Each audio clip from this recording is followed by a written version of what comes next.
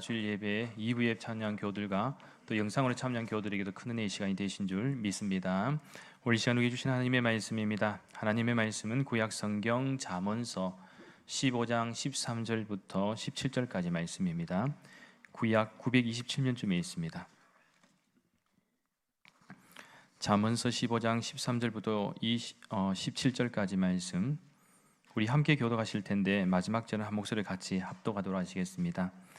마음의 즐거움은 얼굴을 빛나게 하여도 마음의 근심은 심령을 상하게 하느니라. 명철한 자의 마음은 지식을 요구하고 미련한 자의 입은 미련한 것을 즐기느니라. 고난받는 자는 그날이 다 험악하나 마음이 즐거운 자는 항상 잔치하느니라. 가산이 적어도 여호와를 경외하는 것이 크게 부하고 번뇌하는 것보다 나으니라. 채소를 먹으며 서로 사랑하는 것이 살찐 소를 먹으며 서로 미워하는 것보다 나으니라. 아멘. 오늘 이 시간에는 마음이 즐겁고 행복한 사람의 조건이라는 제목으로 잠시 하나님의 말씀을 나누도록 하겠습니다. 오늘 2022년도 추수감사주일입니다. 모든 교우들이 추수의 기쁨과 또 은혜가 있기를 간절히 소망합니다. 물론 이 추수의 때에는 조금 더 많이 수확할 수도 있고요, 또 생각보다 수확을 많이 하지 못할 수도 있습니다. 다른 표현으로는 좀 더 많이 벌 수도 있고 또 생각보다 많이 벌지 못할 수도 있다는 것이죠.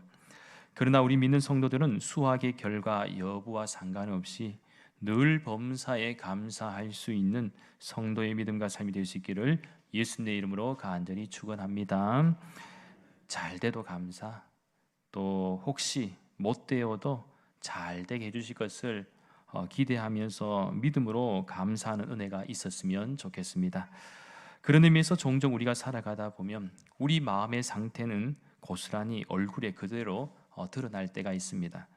그러니까 마음이 즐거운 사람은 얼굴이 밝게 빛나지만 마음에 근심이 있는 사람은 이 얼굴이 어둡습니다. 그리고 마음의 상태가 어떠하느냐에 따라서 이 행동과 자세도 달라집니다. 그래서 이런 이야기가 있습니다. 조선시대의 명재상이었던 황희정승, 아마 여러분들 많이 들어보셨을 겁니다. 황희정승은 청렴하고도 깨끗한 성품과 함께 또 너그럽고 인자하기로 널리 알려져 있었습니다. 황희정승이 은퇴해 있을 때에 어느 날 어떤 사람이 찾아와서 질문을 하였습니다. 오늘이 저희 아버님 제삿날인데 우리 집 소가 새끼를 낳았습니다. 그러면 제사를 지낼 수가 없겠지요. 그러자 황희정승은 그야 지낼 수 없지라고 대답하였습니다. 조금 후에 또 다른 사람이 찾아와서 똑같은 질문을 했습니다. 내일이 아버님 제사인데 저희 집 돼지가 새끼를 낳았습니다. 그래도 아버님 제사는 모시는 것이 당연하겠지요 라고 물으니까 이번에는 그야 당연히 모셔야지 라고 대답하였습니다. 같은 사건인데 이렇게 다르게 대답을 해서 이상하게 생각한 부인이 한 사람은 안 된다 하시고 한 사람은 된다고 하시니까 어찌된 일입니까? 라고 이렇게 물었습니다. 그러자 황희정승은 소가 새끼를 낳든 돼지 새끼를 낳든지 그것이 문제가 아니고 요는 제사인데 지내고 싶은 사람은 지내게 하고 지내기 싫은 놈에게는 하지 말도록 하였을 뿐이요 라고 말했습니다. 이 이야기의 주안점은 바로 이 마인드, 즉 마음가짐입니다. 그런데요, 이러한 사실은 이미 질문에서부터 발견할 수가 있습니다. 즉 그러면 안 되겠지요 라는 마인드와 그래도 해야 되겠지요 라는 이 마인드는 하늘과 땅과 차이 같은 결과라는 것입니다.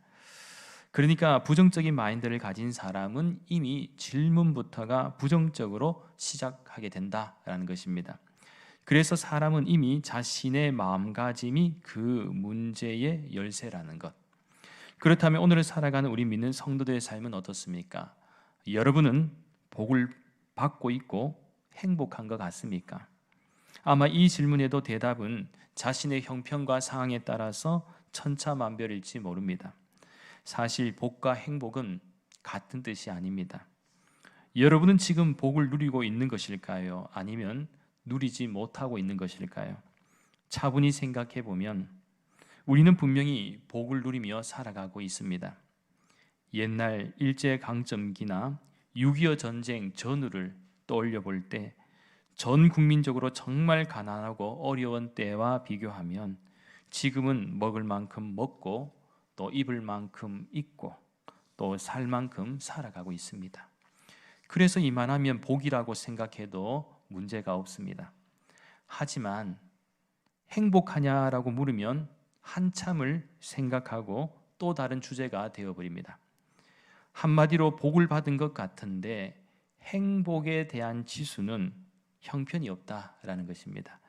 그래서 복을 받는 것과 행복하다는 것은 같은 결론으로 나올 수가 없을 때가 많습니다. 예를 들어 부유한 나라라고 해서 또한 잘 먹고 잘 사는 부강한 나라가 되었다고 해서 반드시 행복하다고 생각하는 것은 전혀 다른 입장이라는 사실입니다. 이는 마치 우리 앞에 풍성한 음식, 이 음식이 가득 놓여 있다라고 가정한다면 이 풍성한 음식 그 자체는 여러분 복입니다. 그렇지 않습니까? 음식이 좋은 음식들이 많다. 그러나 행복은 일단 음식이 맛있어야 합니다. 아무리 산의 진미가 가득해도 맛없으면 행복하지가 않다는 것이죠. 그래서 여러분 뭐 뷔페 같은 거도 가면은 요즘에는 음식이 참 많이 나오지 않습니까? 그래도 거기 있는 음식을 다 먹을 수 있습니까? 다 드시는 분은 대식가라고 하는 거나 더 나아가 식신이라고 불러도 될 것 같습니다. 그러나 대부분의 사람들은 어떻습니까? 내가 좋아하는 것, 좋아하는 것을 대체적으로 먹지요. 그러면서 먹는 맛에 기쁨을 느끼라든지 행복을 느끼지 않습니까? 홍어가 아무리 맛있다고 해도 냄새를 극복하지 못하면 절대로 먹는 것이 행복할 수가 없습니다. 냄새가 심해서 이게 힘들어지지 않습니까? 물론 못 먹는 것은 아니지만 결국 먹어도 억지로 먹게 된다면 별로 행복하지가 않습니다. 그리고 성경의 말씀에 의하면 자식은 복입니다. 그러나 자식만 있으면 다 행복할까요? 그렇지가 않습니다.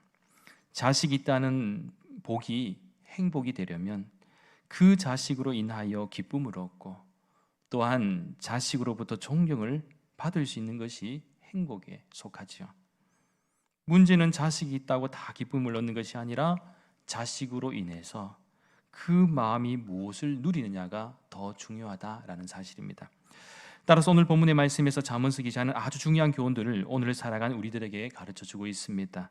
특별히 오늘 보면 13절과 15절 말씀에 주목하시면 마음의 즐거움이라는 표현, 그리고 마음이 즐거운 자라는 이 말씀을 들려주는데요. 그런 의미에서 오늘 본문의 말씀에서 마음의 즐거움과 마음이 즐거운 자라고 한다면 행복한 자라고 해도 괜찮을 것 같습니다. 그렇다면 어떻게 하면 행복해질 수가 있고 또한 감사할 수 있을까요? 오늘 이 시간에는 크게 세 가지 관점에서 간략히 말씀을 나누도록 하겠습니다. 첫째는 소유를 통해서 행복해질 수 있다고 하는 의존 감정을 버려야 합니다. 여기서 오해를 하지 말 것은 소유를 부정하는 것은 아닙니다. 재물이든 명예든 권력이나 힘이든 소유가 있으면 너무나도 좋겠지요. 하지만 절대적인 기준은 아니다. 행복에 있어서는 절대적인 기준은 아니다는 것입니다. 그러니까 돈이 있어야 행복하고 더 가져야 행복할 것이라고 한다면 결국 우리는 이러한 것을 가지기 위해서 노력을 할 수밖에 없고 수고할 수밖에 없습니다. 물론 우리가 이 세상을 살아가는 동안 수고하고 노력해야 되겠죠. 그렇지 않고서는 세상에는 절대로 공짜가 없습니다.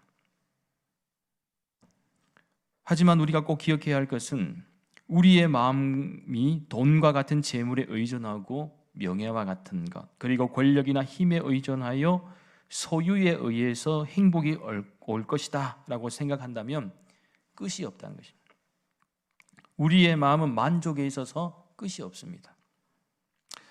지난 주간에 사우디아라비아의 정치인이자 왕족인 이 무하마드 빈 살만, 이름도 어렵습니다. 살만 만살이나 살만이나 어렵습니다. 빈살만 혜성 같은 이름이 등장했습니다. 우리나라에. 그 전에는 세계 부자 그러면 누구였습니까? 만수르. 바로 나오잖아요. 만수르. 잽도 안 됩니다. 이제 이 사람에 비하면 잽도 안 됩니다. 10배 더 많은 재산을 갖고 있다고 하는데요. 빈살만은 현재 비공식적으로 전 세계에서 최고의 부자입니다. 공식적으로는 여러분 잘 아는 테슬라 창업자인 일론 머스크이죠. 그런데 이 세계에서 부자의 기준은 항상 바뀌게 되어 있습니다. 한때는 빌 게이츠가 그죠? 마이크로소프트사의 빌 게이츠가 했습니다만 이 뭐 바뀔 수밖에 없죠. 그러나 지금은 빈살만. 그의 나이가 1985년생입니다.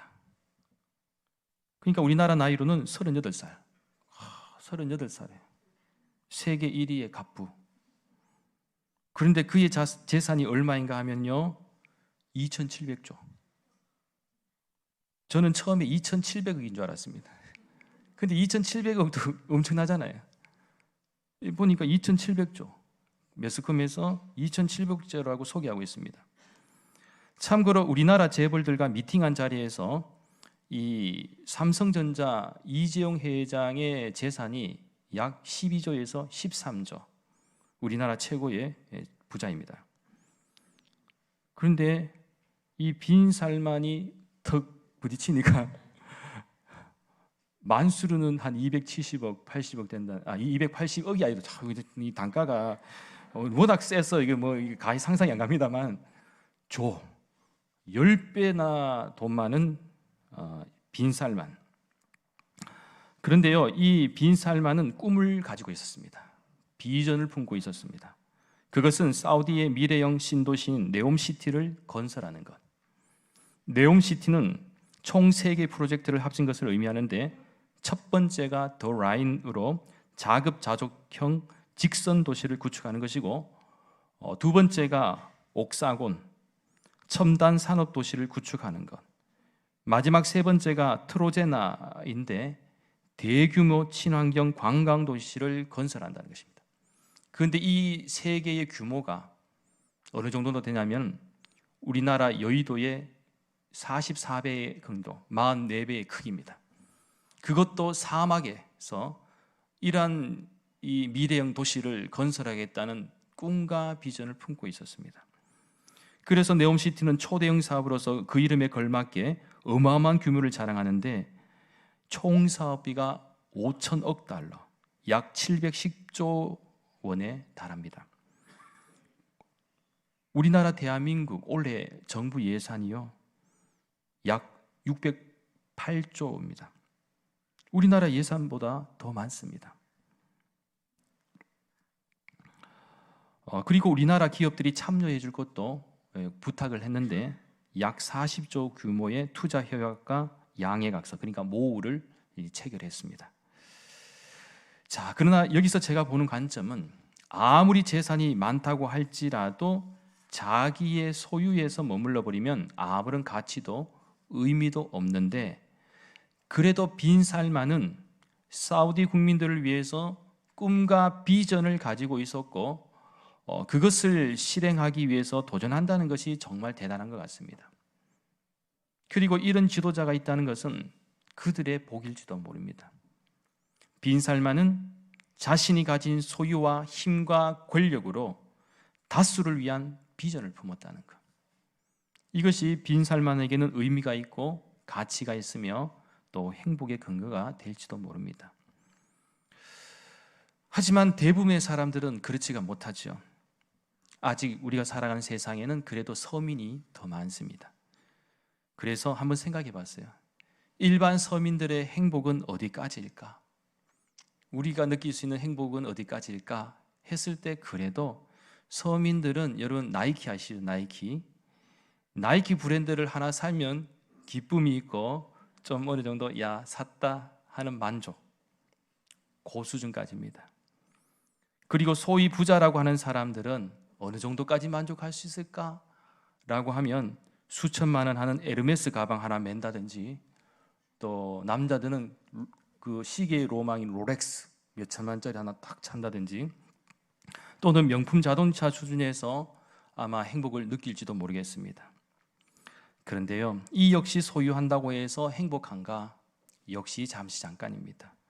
또다시 만족하지 못하고 우리는 항상 배가 고프게 되어 있습니다. 그렇게 오늘 본문 13절의 말씀에서 잠언서 기자는 마음의 근심은 심령을 상하게 하느니라고 했는데, 이 너무 지나친 소유에 대한 집착은 우리의 마음을 오히려 근심하게 하고 심령을 상하게 한다라는 사실입니다. 따라서 우리는 항상 내 마음을 바꾸어야 합니다. 그리고 복과 행복은 다른 것임을 꼭 기억하십시오. 복은 하나님이 주시는 것이지만 그렇다고 소유하면 행복할 것이다 라는 집착을 버려야 합니다. 오히려 가질수록 더 내려놓거나 나눌 수 있는 넉넉함이 더 풍성하고 행복한 삶을 살아갈 수 있게 된다는 사실을 꼭 믿으시기 바랍니다. 둘째는 지금 내가 가지고 있는 것만으로도 충분히 행복하다라는 마음의 자세입니다. 이것은 한마디로 자족하는 마음이지요. 하나님께서는 항상 우리들에게 충분한 행복 여건을 주셨습니다. 그런데도 행복할 수 있는 순간에 우리는 간혹 이상한 생각을 합니다. 만일 이 행복이 깨지면 어떻게 해야지? 라든가, 또는 이 행복의 여건이 바뀌거나 오래가지 못하면 어떡하지? 이렇게 걱정을 합니다. 그래서 이러한 걱정과 두려움 때문에 현재의 행복을 온전히 누리지 못하는 경우도 얼마나 많은지요. 예를 들면 어떤 남자가 아주 예쁜 여자를 만나서 죽도록 쫓아다니면서 결국 결혼을 했습니다. 그래서 결혼한 후에도 이 아내를 볼 때마다 보고 또 봐도 너무 아름답습니다. 심지어는 코 골고 잠자는 아내 모습도 너무 예쁩니다. 뭘 해도 다 예뻐요. 그런데 걱정이 생겼습니다. 요즘에는 하도 불륜 드라마도 많고 잘못된 만남도 많다 보니 이 여자가 바람을 피우면 어떻게 하나, 이런 걱정이 생깁니다. 그러다 보니 직장에 나가서도 편하지가 않습니다. 계속해서 걱정합니다. 만일 이러한 모습이 있다면 여러분, 이 사람이 행복한 것일까요? 예쁘고 아름다운 여자를 얻었지만 이런 집착과 의심을 가지게 된다면, 그죠? 절대로 행복한 삶이 아닐 것입니다. 그렇게 오늘 본문 15절 말씀에 주목하시면, 고난받는 자는 그날이 다 험악하나 마음이 즐거운 자는 항상 잔치하니라고 말씀하고 있습니다. 참고로 여기서 고난받는 자는 보통 정신적 또 물질적으로 빈곤한 자 또는 심리적으로 억압받는 자로 이해할 수가 있겠지만, 이 본문에서는 좀 더 정확한 표현은 죄악으로 인해서 내적 불안과 압박에 시달리는 자를 가리킵니다. 아무튼 이러한 삶의 모습을 우리가 살아가는 사람들에게는 인생이 참으로 불안하고 험악할 수밖에 없다라는 사실. 하지만 마음이 즐거운 자는 항상 잔치를 하게 됩니다. 여기서 마음이 즐겁다는 것은 이렇게 이해하시면 좋을 것 같습니다.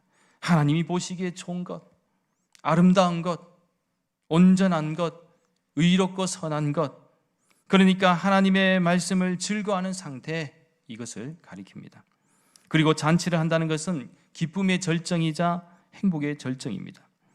그런데 오늘 본문의 말씀에서는 항상 잔치를 한다라고 말씀하죠. 만일 우리 인생에서 매일 잔치를 할 수 있다면 얼마나 행복할까요? 그런 의미에서 잔치라는 것은 결국 그 본질에는 사람이 있습니다. 즉 인간의 문제라는 말입니다. 그렇기에 잔치라는 것도 물질의 문제가 아니고 음식의 문제도 아닙니다. 왜 그렇습니까? 여러분 한번 생각해 봅시오. 아무리 대단한 큰 잔치라 할지라도 좋은 사람들이 모여야 행복하고 많은 사람이 모여야 흥겨운 잔치가 될 수가 있습니다. 잔치를 했는데 사람이 없으면 그 물질과 음식은 아무 의미가 없는 것이겠죠. 따라서 사람들이 모두 좋은 마음으로 모여서 서로 친교하고 사랑하며 이야기를 나누어야지 이것이 잔치가 됩니다. 따라서 하나님이 내게 주신 환경과 여건 속에서 여러분, 우리는 만족할 수가 있어야 됩니다. 가령 건강하지 못한 사람은 건강한 사람의 환경과 여건만 보아도 부러움의 대상이 됩니다. 그리고 직장 생활도 만일 너무 힘들고 어렵지만 그러나 그래도 반대로 취업을 위해서 열심히 수고하고 노력하는 사람들에게는 비록 작은 직장이라고 할지라도 역시 부러움의 대상이 될 수가 있습니다. 공부하는 것도 마찬가지입니다. 다 때가 있고 언제가 돌아볼 때 공부할 수 있는 이 환경과 상황이 얼마나 감사한지 모릅니다. 뿐만 아니라 경제적인 문제도 조금 더 가질 수가 있고 덜 가질 수도 있겠지만 언제나 남들과 비교하면서 살면 그것만큼 불행하고 험악한 삶이 없습니다. 일단 하나님께서 나라는 존재, 이 한 사람에게 건강을 주시고 무엇이든 할 수 있는 힘과 용기를 주시고 있다면 그것 자체만으로도 우리는 이 행복한 사람들이자 마음이 즐거운 사람들입니다. 그리고 감사의 조건이 됩니다. 따라서 우리 믿는 성도들은 항상 지금 내가 가지고 있는 것만으로도 충분히 행복하다는 마음의 자세를 가지고 살아갈 수 있는 은혜와 축복이 있기를 간절히 소망합니다. 마지막 셋째는 여호와 하나님을 경외하는 것입니다. 여러분, 수탉이 물을 먹을 때 어떻습니까? 보통 수탉이 먹을 때는 입으로 물을 찍고 고개를 젖힌 뒤에 삼킵니다. 아마 그러한 모습을 한 번쯤은 보셨을 겁니다. 이런 닭의 물 먹는 모습을 보던 한 인도주의자가 저렇게 고개를 올렸다 내렸다 하려면 굉장히 힘들 거야 하면서 혀를 찼습니다. 그러자 옆에서 듣던 현실주의가 목구멍이 포도청이라도 다 먹고 살자면 할 수 없죠. 목을 안 들면 그나마 한 방울이라도 목구멍으로 넘어가겠습니까? 이렇게 말했습니다. 이럴 때 같이 있던 한 그리스도인이 두 분 말씀이 맞습니다. 맞고요. 하지만 저 수탉은 한 모금 물을 마실 때마다 하늘을 쳐다보면서 하나님께 감사하고 있는 것입니다. 이렇게 얘기를 했습니다. 갑자기 뭔 뚱뚱한 얘기냐 싶지만 무엇을 말하는 것입니까? 우리 믿는 성도들은 아무리 하찮은 것, 작은 일에도 그것을 보고 하나님께 감사할 수 있는, 감사로 해석할 수 있는 믿음과 은혜가 필요하다는 것입니다. 똑같이 보았지만 표현하는 방법은 전혀 다르다는 것. 그런 의미에서 우리 믿는 성도들은 항상 어떠한 일이든지 하나님을 경외하고 감사하는 마음으로 살아야 할 줄 믿습니다. 그래서 잠언서 기자는 오늘 보면 16절 말씀에서 이렇게 설명하지요. 가산이 적어도 여호와를 경외하는 것이 크게 부하고 번뇌하는 것보다 나으니라. 여기서 가산은 한 집안이 가지고 있는 재산을 의미합니다.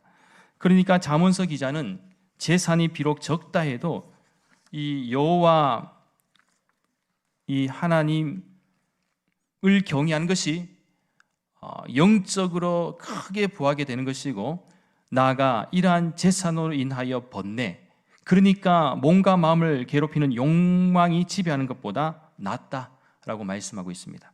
그리고 17절 말씀에서는 채소를 먹으며 서로 사랑하는 것이 살찐 소를 먹으며 서로 미워하는 것보다 나으니라, 이렇게 말씀하고 있는데, 여기서 채소를 먹는다는 것은 어떻게 보면 우리 일상 가운데 아주 사소하고도 작은 일에 속하기도 합니다. 그리고 살찐 소를 먹는다는 것은 이것보다는 좀 더 큰 일이지 속하죠. 그러나 여기서 차이점은 채소를 먹지만 여기에 사랑하는 마음이 있느냐, 또 살찐 소를 먹지만 여기에 미워하는 마음이 있느냐, 여기에 대한 부분입니다. 즉 작은 계란 하나라도, 그리고 라면 한 그릇이라도 서로 사랑하는 마음으로 나누어 먹을 수 있고 그 속에 담긴 수고와 사랑의 마음을 읽을 수 있다면 진정으로 감사할 수 있는 사람이 될 수 있다라는 것입니다. 그러나 아무리 대단한 음식을 먹는다고 해도 그 속에 미워하는 마음이 있다면 절대로 감사의 조건을 찾을 수가 없을 겁니다.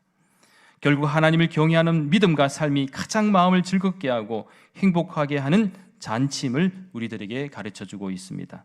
그렇게 하나님을 경외하는 인생에게는 어떤 현상이 일어나는가라고 할 때에 오늘 보면 13절 전반절의 말씀에 의하면 마음의 즐거움은 얼굴을 빛나게 한다. 그 얼굴이 빛나게 된다는 것입니다. 그렇게 우리의 심령이 근심과 걱정이 아닌, 그리고 불안과 두려움이 아닌 즐거움으로 가득하기 위해서는 하나님을 경외하는 인생이 될 때에 하나님께서는 우리 역시 빛나는 얼굴을 우리들에게 허락해 주실 줄 믿습니다. 그래서 마음이 즐거운 자들이 있는 곳에는 천국 바이러스가, 해피 바이러스를 퍼뜨릴 수밖에 없다. 특별히 가정이 행복하고 교회가 행복하고 우리의 삶의 터전이 행복하게 될 줄 믿습니다. 따라서 2022년 추수감사주일을 맞이하면서 오늘 주신 말씀, 마음이 즐거운 자, 행복한 자의 모습 세 가지를 꼭 기억하시면서 우리는 항상 복을 이야기했고 복 받을 것을 생각했지만 이제 물어야 할 것은 얼마나 행복하냐를 물어야 할 줄 믿습니다. 그리고 하나님을 경외할 때 하나님이 주시는 은혜와 사랑 안에서 우리는 세상의 가치를 뛰어넘어 마음의 즐거움과 나아가 마음이 즐거운 자가 되어 늘 하나님께 감사할 수 있는 은혜와 축복이 우리 대구 난강교회 모든 믿음의 가정들에게 있기를 예수님의 이름으로 간절히 축원합니다. 기도드리겠습니다. 거룩하신 하나님 감사를 드립니다. 저희가 이 세상을 살아가는 동안 마음의 상태는 여러 가지 환경과 상황 앞에서 늘 변화무쌍하지만 단순히 복을 받는 인생을 넘어 행복한 인생이 될 수 있도록 인도하여 주시옵소서. 그래서 저희들의 믿음과 삶이 마음이 즐거운 사람, 행복한 사람의 모습이 되게 하여 주시옵소서. 그리고 이러한 믿음과 삶을 위하여 우리 평생에 소유를 통해서 행복해질 수 있다고 하는 의존 감정을 버려야 하는 것과 너무 비교하지 않고 지금 가지고 있는 여건만 가지고도 충분히 행복하다는 마음의 자세, 그리고 여호와 하나님을 경외하는 것을 통하여 크게 부하고 천국의 잔치를 이 땅 가운데서 맛보는 행복한 인생이 되게 역사하여 주시옵소서. 감사를 드리며 모든 말씀 거룩하신 예수님의 이름으로 간절히 기도하옵나이다. 아멘.